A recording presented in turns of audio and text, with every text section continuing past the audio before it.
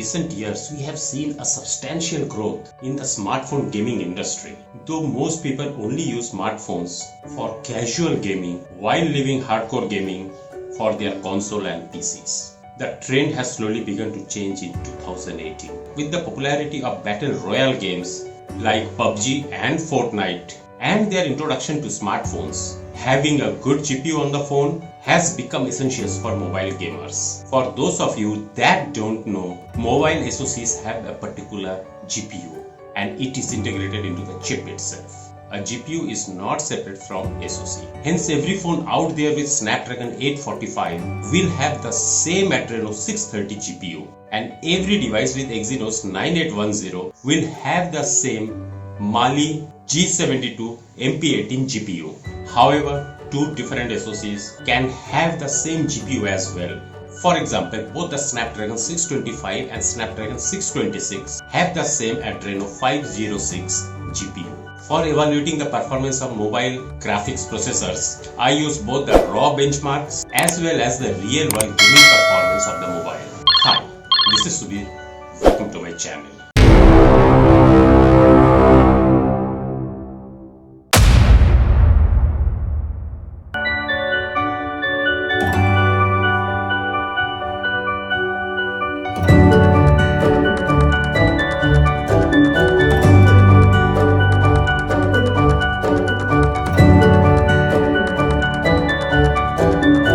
The scores marked with the star asterisk are only estimated based on the specification, and the performance gain we are expecting based on the architectural improvements, GPU cores and clock speeds. I will update them with actual scores after I complete the testing.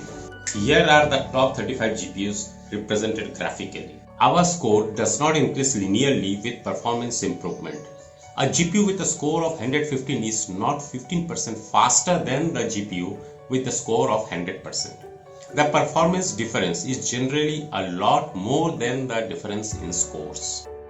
The difference in our scores is based on the perceived difference in real-world gaming. Some SoCs like the Helio G90T, Snapdragon 730G, Snapdragon 855 Plus and Exynos 9825 use an overclocked GPU and will deliver slightly faster performance over their counterparts like Helio G90, Snapdragon 730, Snapdragon 855 and Exynos 9820 respectively. This will generally result in a difference of 1 to 3 points. I have categorized the GPUs in the following range in order to make the scores more meaningful. Android phones in this range officially support Fortnite Mobile. Aim for this range for the best 1080 pixel gaming experience. Good gaming performance at 1080 pixel. The majority of the heavy games are playable without running into lags or other issues. PUBG Mobile can run at low or medium settings. Decent gaming performance at 1080 pixel and great performance on 720 pixel displays. PUBG Mobile can be played at low settings. The gaming performance in this range is below average. Most games can still be played at 720 pixel. PUBG Mobile may run on some of the phones at low settings. This range is only suitable for playing casual games at 720 pixel. Here's a brief description of the various GPU brands that you can see in the smartphone market. The Mali GPU can be seen on MediaTek, HiSilicon Kirin and the Exynos SoCs, while the Adreno GPUs are designed specifically for Qualcomm Snapdragon processors. Just like their CPU architecture, ARM Holdings also licenses the Mali GPU architecture to various chip manufacturers like Huawei, HiSilicon, MediaTek and Samsung. These companies incorporate the Mali architecture and implement it in their SoC. They often implement various variants of the GPU which might have different cores and frequency. The number behind Mali chip represents the number of processing units of cores. For example, the Mali T880 MP12 has 12 cores. Though architecture plays the biggest role in the performance, the number of cores and frequencies also does affect the performance. As of 2018, the latest Mali GPU are quite behind the Adreno and Apple GPUs in terms of performance, and the same also reflects in our rankings. This is one of the reasons why the GPU performance of Exynos, Kirin and MediaTek chips is lagging behind when compared to Qualcomm Snapdragon and Apple A series. The Adreno GPUs are designed by Qualcomm and are used in their Snapdragon processors lineup. Earlier on, Adreno was known as Imagion, which it was first developed by ATI Technologies, which later got acquired by AMD. AMD later sold it to Qualcomm and they renamed it to Adreno. As of 2018, the Adreno GPUs are only behind Apple in terms of performance.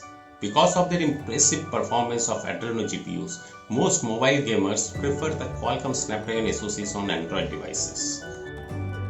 PowerVR is owned by Imagination Technologies and they license their chipsets to many brands like Apple, MediaTek, Samsung, Intel, Spectrum, etc. Apple iPhones have also used the PowerVR GPUs till their Apple A10 Fusion SoC. In A11 Bionic and A12 Bionic, Apple has designed the GPU for the first time. The performance of this graphics processor is outstanding and there's no denying the fact that Apple is doing an amazing job with their SoCs. There are three major factors that determines the performance of the mobile GPU. Without any doubt, the GPU that uses a new flagship architecture will perform better. In a Mali GPU, the number just next to Mali corresponds to the particular architecture or design it is using. For example, in Mali G76 MP10, G76 is the name of the architecture and as of 2018, it is most powerful GPU ARM has ever designed. A better fabrication process leads to faster and efficient GPU. This is quite important when it comes to gaming. Older chips using the 20nm node often overheat on extended gaming. The higher the GPU frequency, the better will be the performance of GPU. It can't get any simpler.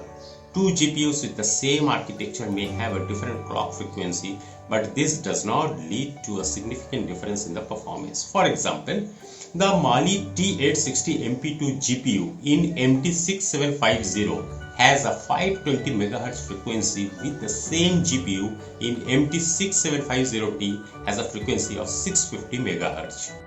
Though Apple and Qualcomm do not reveal the number of cores in their GPUs, we can know the same in the case of Mali GPUs based on their code name.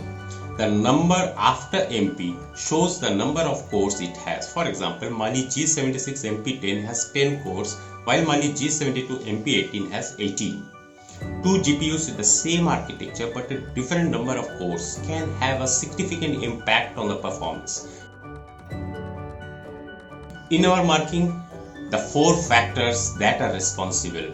Here are the four factors that plays the biggest role in the computation of our mark. Performance in heavy games, extended gaming performance, raw GPU benchmarks, and performance in casual games. Guys, how you like this video? Please give your likes, comments and shares. And don't forget to subscribe my channel if you are not a subscriber. Catch you again with another episode of Inside Stories. Till then, stay safe, stay tuned. This is Subir. Sign off.